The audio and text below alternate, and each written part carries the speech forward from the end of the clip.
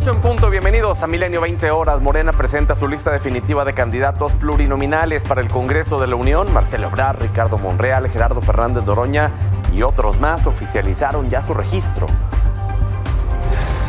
El presidente López Obrador se lanza contra el New York Times por publicar un reportaje en el que liga su campaña del 2006 con el narcotráfico. El periódico califica como inaceptables las declaraciones, mientras que la Casa Blanca respalda al presidente. A poco más de 2 semanas de la elección presidencial en El Salvador, el Tribunal Supremo Electoral publica los resultados y confirma la victoria de Nayib Bukele. Comenzamos.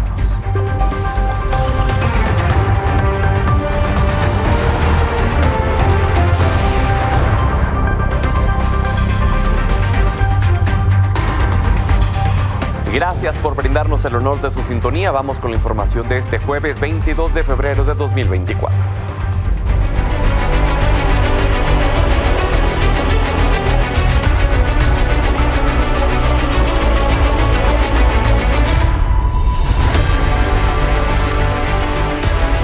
Morena presentó su lista definitiva de candidatos plurinominales para el Congreso de la Unión, luego de que ayer realizara el proceso de selección y la Comisión Nacional de Elecciones valorara los perfiles. Para el Senado, los nombres que aparecen y que destacan son el exsecretario de Gobernación Adán Augusto López, el diputado todavía del PT Gerardo Fernández Noroña, el ex canciller Marcelo Ebrard, el ex gobernador de Chihuahua Javier Corral, la secretaria general de Morena Citlali Hernández, así como las senadoras Malú Micher y Susana Harp. Para la Cámara de Diputados, quien dio la sorpresa apareciendo en la lista y que ya lo había anticipado en este mismo espacio apenas el martes, fue Ricardo Monreal. También destaca el gobernador de Morelos, Cuauhtémoc Blanco, el dirigente de Morena en la Ciudad de México, Sebastián Ramírez, quien va como suplente de Cuauhtémoc Blanco, el secretario general de la CATEM, Pedro Aces Barba, Antonio Pérez Garibay, el papá de Checo Pérez, la exministra Olga Sánchez Cordero y la economista Ifigenia Martínez. Cabe señalar que de estas listas, algunos personajes que ayer figuraron y quedaron fuera fueron el caricaturista Rafael Barajas Durán, el Fisgón, también José Ramiro López Obrador, hermano del presidente, aunque hay algunos espacios que dicen reservado y no se descarta que podrían ser incluidos en ellos. Vamos ahora con mi compañera Silvia Arellano, porque justamente en Morena se registraron ya los candidatos plurinominales. Adelante, Silvia, cuéntanos cómo transcurrió esta tarde los registros.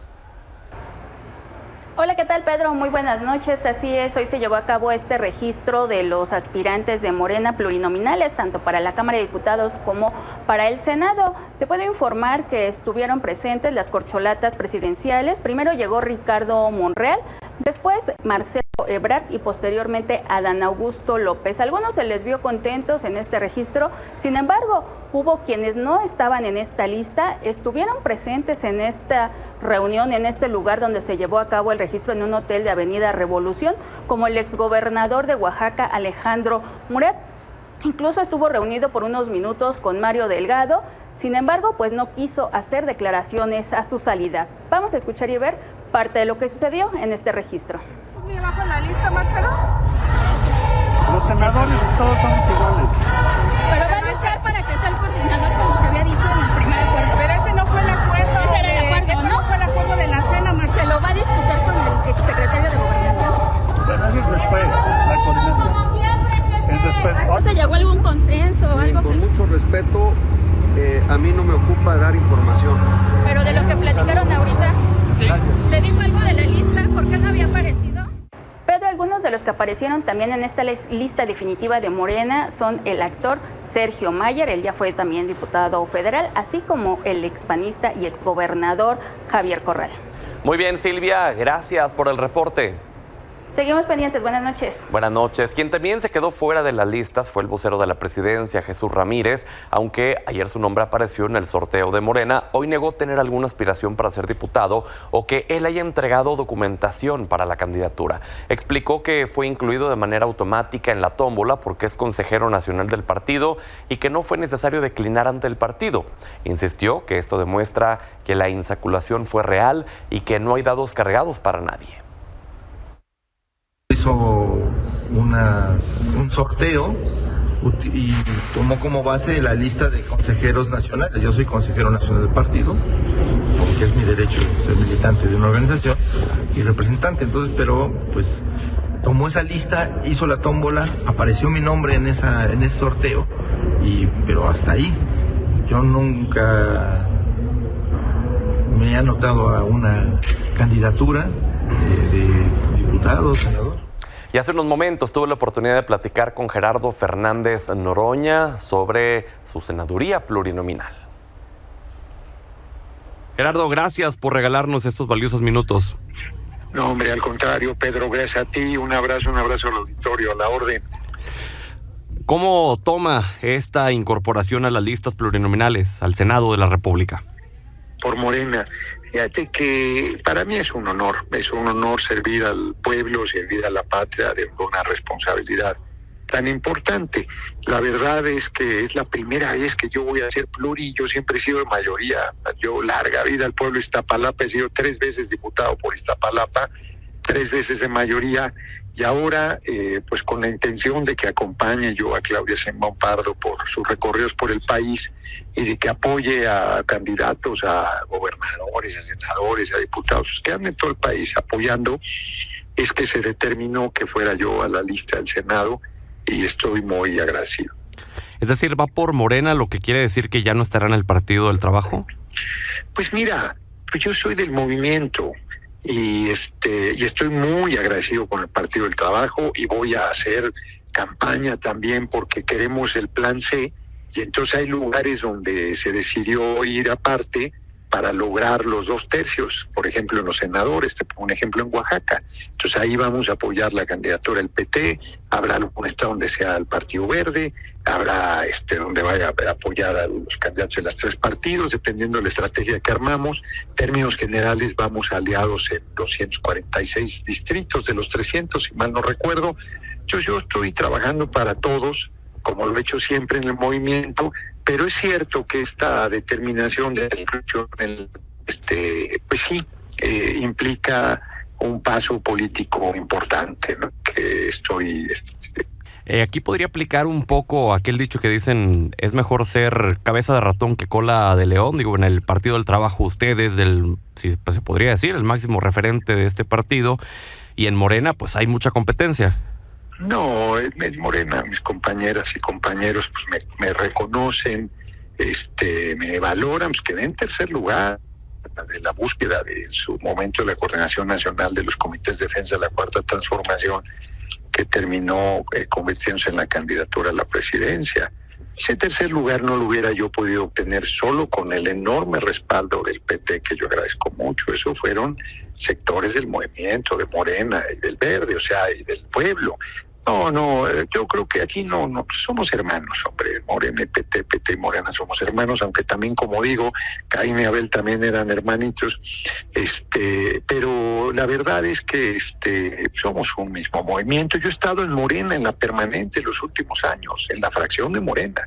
Entonces, no es algo nuevo. Lo que pasa es que pues va madurando un proceso, y yo de todos modos seguiré apoyando al Partido del Trabajo. Pues yo estoy muy agradecido con ellos, muy agradecido con el dirigente nacional Alberto Anaya, con un reconocimiento muy grande. Sí, perdón que lo diga con arrogancia, pero como dice el refrán, el que es perico donde quieres verde. Yo tuve una destacadísima participación en el PRD cuando el PRD era un partido de izquierda serio, consistente. Yo fui vocero del PRD en la campaña de 2006. Y ante este tercer lugar que obtuvo en la búsqueda de los comités de defensa de la Cuarta Transformación, ¿levantará la mano para la coordinación de la bancada de Morena en el Senado? No, porque el compañero presidente dijo que correspondía a cada caso. Y eso pues no se está dando, porque yo no voy a ser crítico en eso.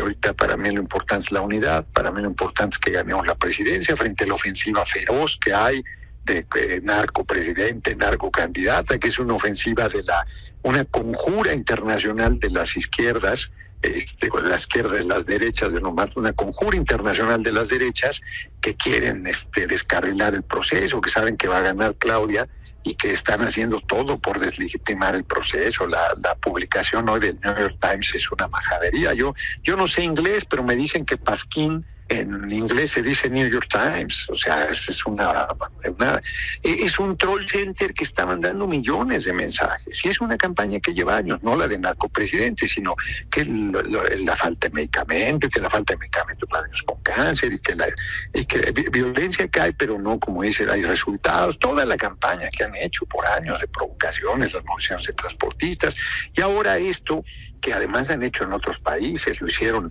en Bolivia, a Evo Morales sea narcopresidente, a Cristina Fernández narcopresidente, a Alberto Fernández narcopresidente, pues eso explica por qué ganó Milei.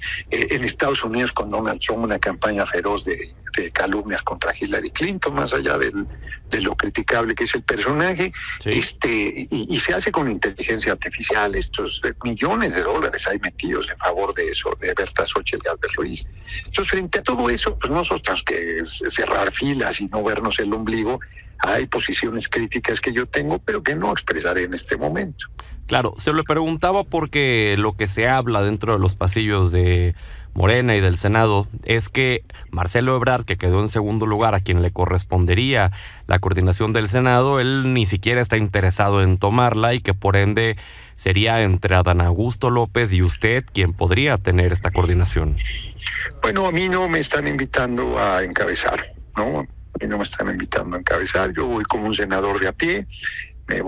Yo ya anuncié que apenas ganemos y ya que tome yo protesta como senador, estaré atendiendo mis responsabilidades como legislador, y viernes, sábado y domingo me voy a recorrer los 2.469 municipios del país desde la primera semana, desde el primer fin de semana de septiembre, y en estos 6 años voy a ir a todos los rincones de la patria a fortalecer la organización de nuestro movimiento. ¿Este fortalecimiento es de cara también a una eventual próxima postulación a la presidencia? No, es temprano hablar de ello, pero de que voy a ir a los 2.469 municipios voy a ir. Y otra pregunta más, Gerardo. ¿Tiene en mente la posibilidad de que si Claudia Sheinbaum llegara a ganar la presidencia y lo invita a su gabinete, se iría con ella? Va a ganar. Yo he platicado mucho con ella. Yo no veo en el escenario que me vaya a invitar al gabinete, pero si me invita, yo encantado la acompañaría. Mira, yo cuando hubo un primer evento después de que reconocí que ella había ganado en el Consejo Nacional de Morena, yo les dije a la trinchera que me manden, ahí voy. Si me mandan a partir periódico Regeneración casa por casa, ahí voy. Y si me mandan adelantito del rancho del compañero presidente, hasta allá voy también. Pero yo sí les digo una cosa, esté donde esté, con o sin cargo, nunca voy a dejar de luchar por la patria y por el pueblo. Eso no lo voy a dejar bajo ninguna circunstancia. Y estoy muy honrado de poder hacerlo desde el Senado de la República los próximos 6 años, siempre que la vida la pueda yo mantener. Pues Gerardo, le agradezco que nos haya regalado estos valiosos minutos y poder platicar con usted. Al contrario, muchas gracias. Un abrazo al auditorio. Y el 1 de marzo a las 4 de la tarde acompáñenos al para su inicio de campaña. Gracias, Gerardo. Buenas noches. Hasta luego. Llevamos ya varias semanas hablando de las listas a candidatos plurinominales. Pero ¿sabe usted cuál es la diferencia entre los pluris, los llamados pluris, o los de mayoría relativa? ¿En qué consiste cada uno? ¿Cómo se definen? Bueno, María Fernanda Castañeda nos cuenta.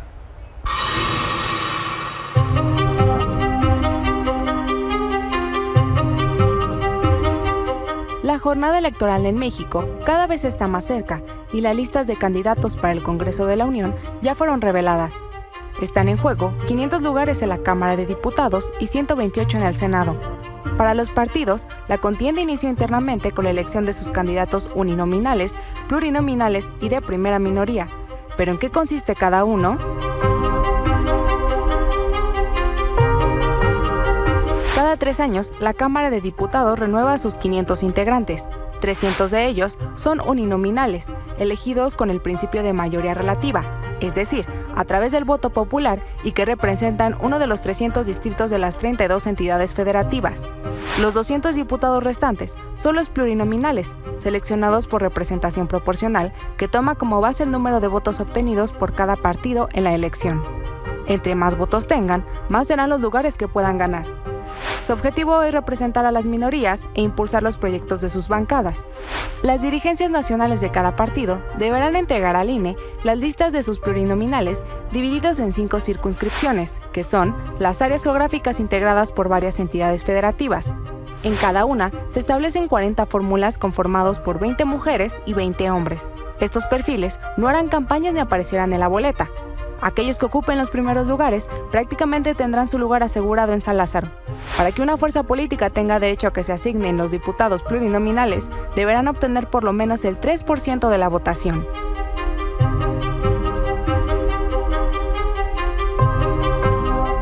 En el Senado, la dinámica cambia. De los 128 legisladores, 64 son electos en las urnas por mayoría relativa, quedando 2 representantes por cada entidad.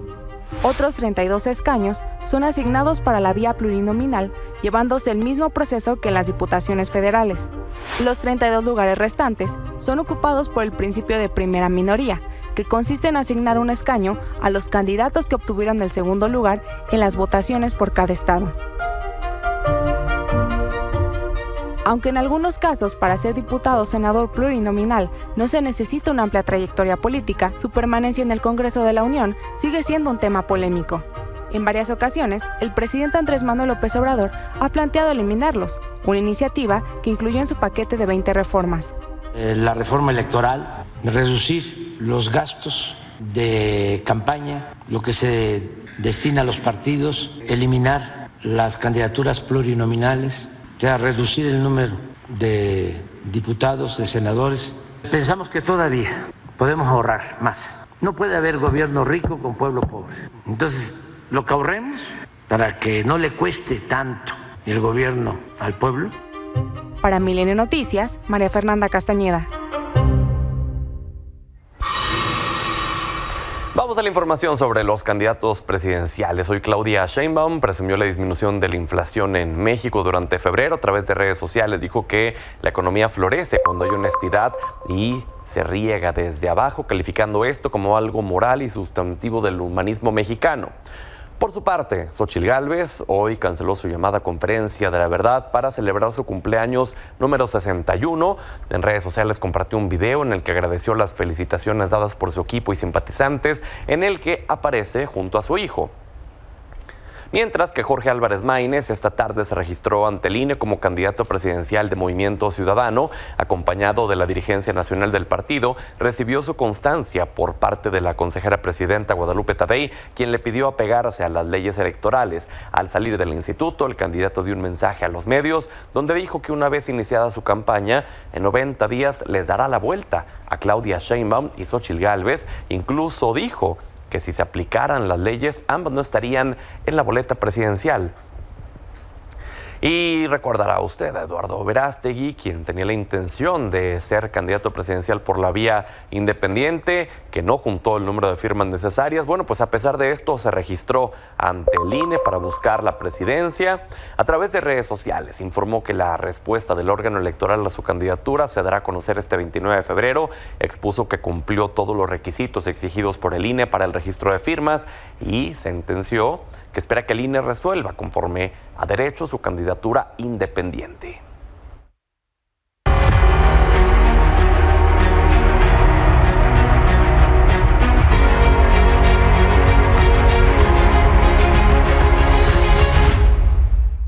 Esta mañana el diario The New York Times publicó un nuevo reportaje en el que da a conocer que procuradores de justicia de Estados Unidos pasaron años investigando denuncias sobre supuestas reuniones de aliados del presidente López Obrador con integrantes de cárteles de la droga, entre ellos Ismael El Mayo Zambada, de quienes presuntamente recibieron millones de dólares en 2018.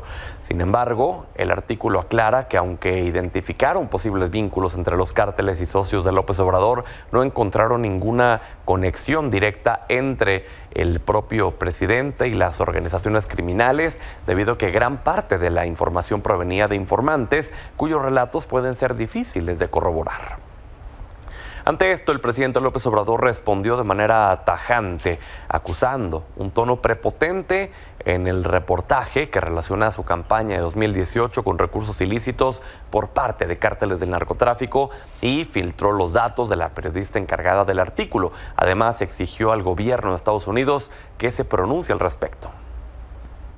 Son unos calumniadores profesionales de fama mundial. Yo espero que el gobierno de Estados Unidos exprese algo, manifieste algo. También, si no quieren decir nada, si no quieren actuar con transparencia, es su asunto. Quiero que me digan sobre esta nueva.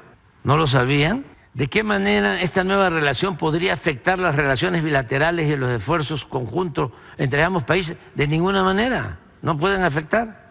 Si es que estamos obligados a mantener buenas relaciones con el gobierno de Estados Unidos. Estas declaraciones del presidente fueron calificadas como preocupantes e inaceptables por parte del New York Times a través de redes sociales. El medio aseguró que es inadmisible la postura de López Obrador, siendo un líder mundial debido al momento que vive el periodismo, en el que las amenazas han ido en aumento. Además, el medio respaldó el artículo realizado por sus reporteros, quienes dijo van en pos de la información a donde sea que ésta se encuentre.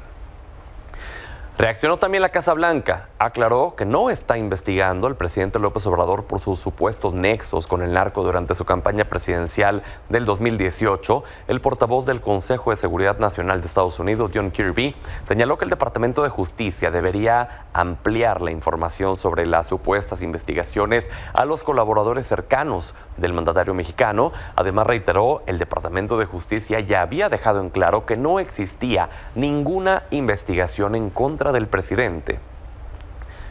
A este tema también le entró el INAI. En un comunicado anunció que investigará de oficio la filtración del número de la periodista del New York Times ocurrido dentro de la mañanera. Anunció que la investigación buscará establecer si existen violaciones a principios y deberes establecidos en la Ley General de Protección de Datos Personales en posesión de sujetos obligados. Vamos a una breve pausa, quédese con nosotros, que al regresar estaremos analizando la ratificación del triunfo de Nayib Bukele en las elecciones de El Salvador.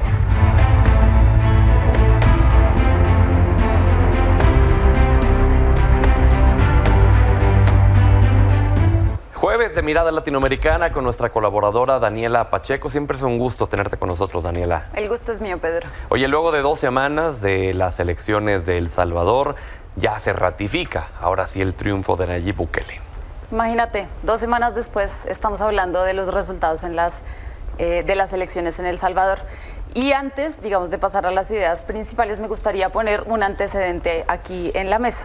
Y es que el día de las elecciones, el 4 de febrero, ya hace algún tiempo, falló el sistema de la transmisión de resultados, y es que en el momento justo en el que muchas de las juntas receptoras de los votos, pues se cae el sistema, eso ya lo habíamos visto, y cuando se preparaban para enviar los resultados al sistema central, pues se cae el sistema, y eso hace que el escrutinio final pues se caiga y no se puedan enviar todas las actas centrales. Solo alrededor, en ese momento, de 400 de los más de 8.500 centros de votación pueden enviar los datos. Se reportan cortes generalizados en el sistema digital de informes desde el 7 de febrero, interrumpiendo la revisión final de las papeletas. ¿Qué pasa después de ese 7 de febrero? Pues que solamente 48 horas después no se tiene ningún tipo de resultados de los paquetes electorales, y yo creo que eso es un antecedente bastante importante. Ahora, dicho esta idea general, me gustaría poner 3 ideas sobre la mesa. Una, nadie pone en duda que el indiscutible ganador de las elecciones en El Salvador es Nayib Bukele. Digamos, sean cuan sean los resultados, se haya caído o no se haya caído el sistema, con la gravedad que eso significa, el ganador indiscutible de las elecciones en El Salvador es Nayib Bukele. Que aparte, en ese aspecto estaba leyendo el día de hoy que en la ciudad de Santuario arrasó, ¿no? Sí, Digo, y no es la única ciudad en la que arrasa. Si tú ves el mapa, es bastante general que el ganador indiscutible es Nayib Bukele. Esa es una primera idea. Sin embargo, esta es una segunda idea, no contradictoria, pero sí complementaria, y es que si no se hubiera cambiado el método con el que se contabilizaban los votos, al menos en el Congreso, por ejemplo, Nayib Bukele no hubiera tenido el 90% de los escaños en el Congreso, sino solamente el 73%. Que eso es algo muy importante para que lo puedan dejar hacer lo que quieran. Exactamente. Y esto sucede 8 meses antes de las elecciones en El Salvador. Y esto es un dato bastante importante. Esta es una segunda idea que me gustaría dejar en la mesa. Y 3, que los resultados oficiales se producen en medio de denuncias generalizadas respecto a una serie de inconsistencias, como por ejemplo la caída del sistema, como por ejemplo papeletas modificadas, como por ejemplo testigos que se presentan en la mesa y cuando llegan hay personas que están ocupando su lugar, o por ejemplo gente en las mesas en Estados Unidos, por ejemplo, que eran abiertamente apoyadoras del presidente Nayib Bukele, ¿no? Que están cuidando el voto.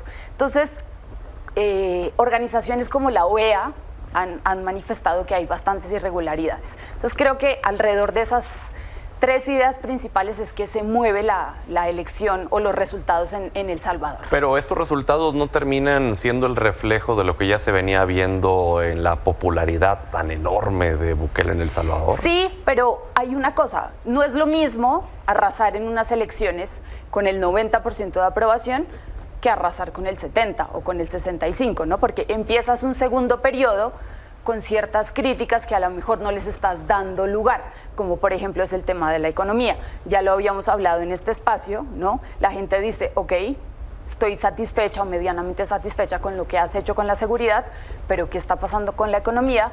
Donde el 50, el 60% de la gente no puede comer 3 veces al día. Pero antes de pasar a esto, a mí me gustaría poner sobre la mesa que el Tribunal Supremo Electoral no jugó un rol independiente como debería jugar todo TSE en cualquier país, y creo que sí se puso desde antes de la elección del lado de Nayib Bukele. Por ejemplo, hasta el 11 de febrero se terminan de contabilizar los votos para presidente, y cómo es que Nayib Bukele 2 horas después de que se cierran las mesas se proclama presidente de El Salvador. Está bien que todos sabemos que Nayib Bukele era el próximo presidente de El Salvador, lo teníamos clarísimo. O sea, eso no iba a cambiar por nada. Sí, eso no iba a cambiar, pero en política también importan las formas, ¿no? ¿Y cómo es que sabes con qué porcentaje ibas a ganar si no tienes los resultados del TSE, ¿no? Solo hasta hace 2 días sabemos de los resultados del Congreso. ¿Cómo en un país tan pequeño es que no se puede contabilizar los votos del Congreso? Entonces sí creo que hay bastantes irregularidades que hay que poner sobre la mesa y que a Nayib Bukele sí le van a costar en este segundo periodo electoral. Ya pasó el tema de la seguridad, que tuvo resultados muy buenos para la ciudadanía. Ahora viene el tema económico para los salvadoreños, que es ahora lo fundamental, que tú lo habías dicho en este mismo espacio. Ya por último te preguntaría, Daniela, ¿tendremos Nayib Bukele para rato en El Salvador? Yo creo que cuando uno se atornilla a la silla, ya lo vimos en Nicaragua, es bastante complicado que a uno lo puedan levantar de ahí. Creo que sí va a tener un pueblo un poquito más movilizado que lo que tuvo en el primer periodo. Ya cumplió, digamos, a unos les gusta, a otros no nos gusta tanto el tema de la seguridad, pero en el tema de la economía le va a quedar bastante más complicado meter a la gente a la cárcel cuando se levante para reclamarle porque no puede comer 3 veces en el día. Caray, qué fuerte. Con eso nos quedamos. Gracias, Daniela. Gracias a ti, Pedro.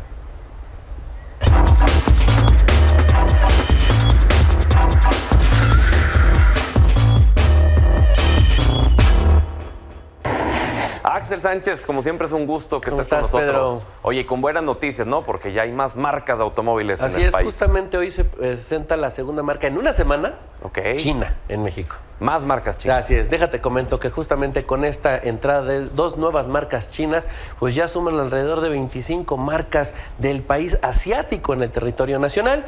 ¿Cuáles estamos hablando? Pues por un lado estamos hablando de Jayco, esta marca de aventura que se presenta en México, que ya se había anunciado desde el año pasado que iba a llegar al país, pero ya formalmente inició operaciones. Esta, que forma parte del grupo Chery a nivel internacional, pues trae toda una innovación en cuestión de camionetas y busca precisamente adaptarse a los jóvenes. Por el otro lado, pues Neta, hoy justamente en la tarde se está presentando ya para el mercado mexicano esta marca que forma parte de Airation Automóvil a nivel internacional. Va a traer nuevos modelos de tipo eléctrico para el mercado nacional. Recordemos que ya los autos eléctricos están creciendo de manera muy acelerada, por lo cual pues evidentemente esto puede ser muy bien aprovechado por esta nueva marca que, como les digo, se está presentando justamente hace unas horas en el mercado nacional. Pero ¿cómo está la situación de los autos chinos en México? Pues justamente el año pasado se vendieron más de 270,000 unidades en el mercado chino. Esto quiere decir que es 50% más respecto al 2022 y ya es el triple de lo que se vendía hace 5 años. Esto quiere decir que cada vez vemos estos vehículos circulando a nivel nacional, no solamente por marcas chinas, sino también marcas tradicionales, como son las casos de Chevrolet, que también ya está produciendo en ese país para vender en el mercado mexicano. Y esto quiere decir que alrededor del 20% de los vehículos que ya se venden hoy en el país vienen de China, ya no de Asia, vienen de China, lo cual, Pedro, pues esto muestra que pues incluso ya está cambiando la percepción del mexicano sobre los vehículos chinos. Recordemos que hace muchos años había una mala fama, de una marca que entró hace 15, 20 años, que creó una mala fama sobre la calidad de estos vehículos. Hoy por hoy ya los mexicanos ya no tienen esa duda, porque para que ya sean 25 marcas chinas, pues eso quiere decir que hay un interés real en el mercado nacional. No, y es que esta concepción no venía solo del tema de los automóviles, sino que antes se relacionaba que todo lo chino era de mala calidad, pero hoy en día todo lo que usamos prácticamente pues es chino. Así es, y no solamente, hay que decirlo así, no son marcas chinas. O sea, en general muchos manufactureros ya producen en China y venden en México, como el caso de General Motors, como te digo. Con la Pero Captiva, hoy ya estamos viendo que los propios chinos, con sus marcas, con sus modelos de negocio, ya están llegando al mercado nacional. Pues bueno, siempre se agradece la competencia por el consumidor. Gracias, Axel. Nos vemos la próxima semana. Pausa, ya volvemos.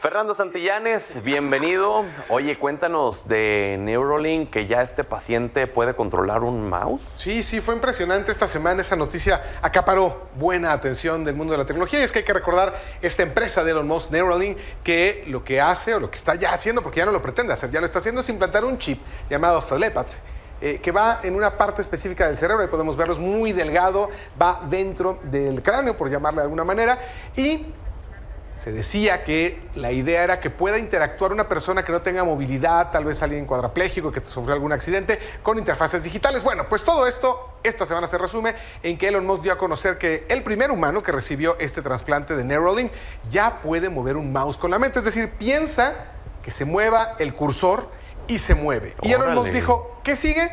Lo que sigue es que pueda dar clic.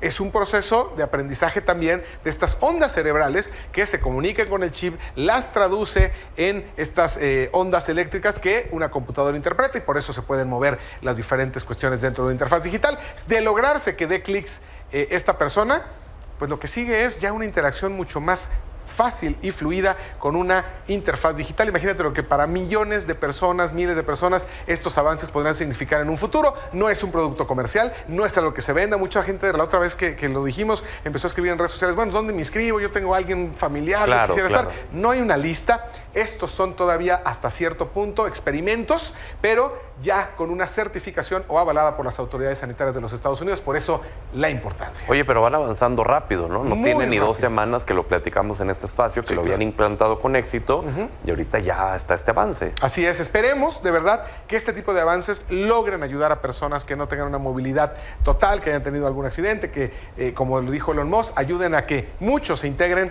de manera distinta a pesar de algunas limitaciones gracias a Neuralink. Y bueno, no ha faltado quien ha dicho en redes sociales que qué miedo, a través de Luego vamos a platicar, la próxima semana vamos a platicar de algo que está sucediendo en España. El Congreso allá en España ya está hablando de cómo van a regular el acceso al cerebro, porque ya está demostrado que en algún momento se puede acceder a los pensamientos, y el Congreso de España ya está hablando de esto. La próxima semana te cuento.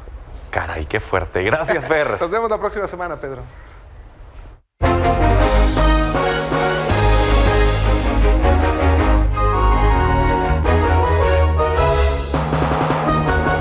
Buenas noches, don Manuel Somoza, un gusto saludarlo. Como siempre, salió el dato de la inflación. ¿Cómo lo vio?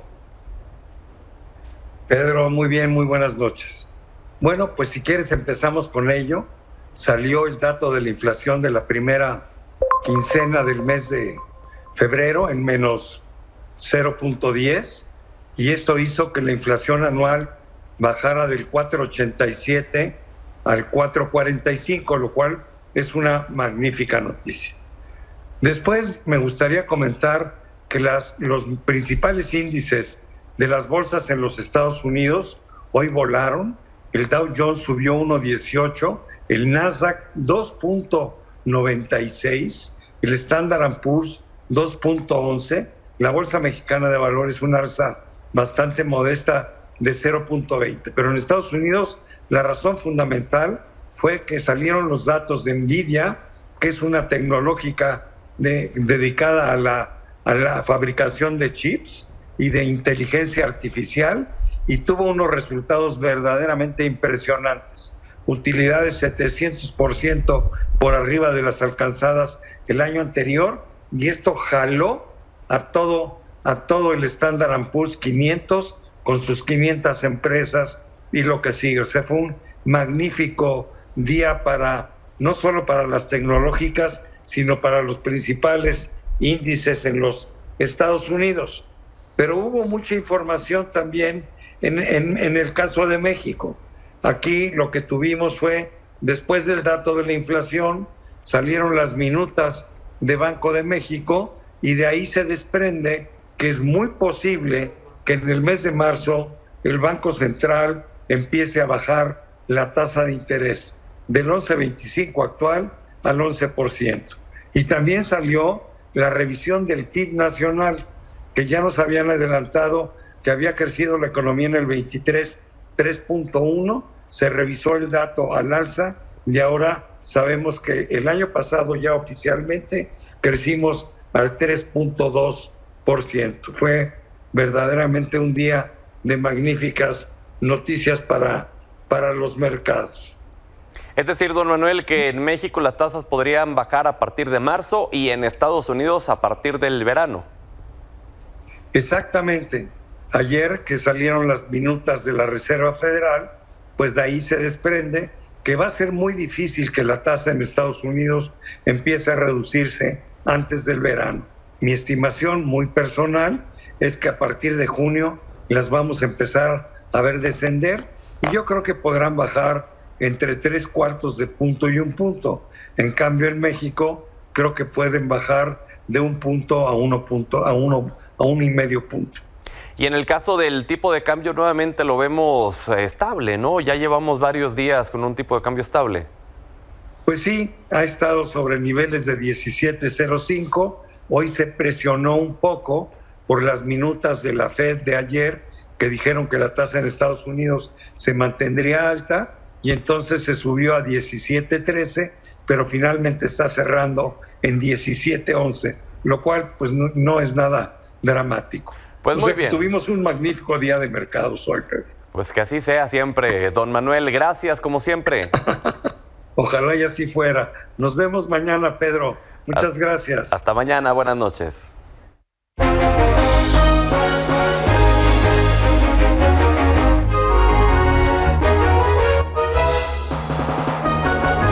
Gracias por habernos brindado el honor de su sintonía. Hasta mañana.